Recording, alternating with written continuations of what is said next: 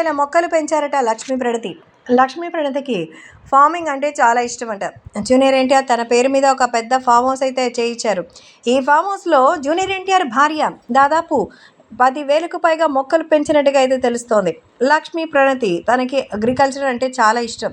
So ఇంటర్తోనే తన స్టడీస్ని పక్కన పెట్టినటువంటి మరి లక్ష్మీ ప్రణతి ఈ మధ్య కాలంలో మళ్ళీ కూడా క్రాష్ కోర్స్ అయితే చేసినట్టుగా అయితే తెలుస్తోంది.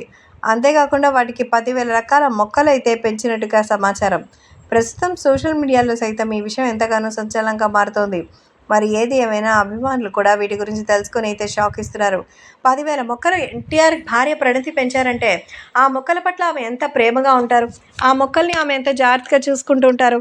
కేవలం పార్టీలకు వెళ్ళామా, ఫోటోలు తీసుకున్నామా, సోషల్ మీడియాలో పెట్టామా అని ఓ ఎన్టీఆర్ భార్యగా మాత్రమే ఉండకుండా 2 పిల్లల తల్లిగా, ఒక కుటుంబానికి సంబంధించి కోడలిగా తన బాధ్యతను నిర్వర్తిస్తూ అన్ని రకాల జాగ్రత్తల్లో ఆమె పార్టిసిపేట్ చేస్తోంది.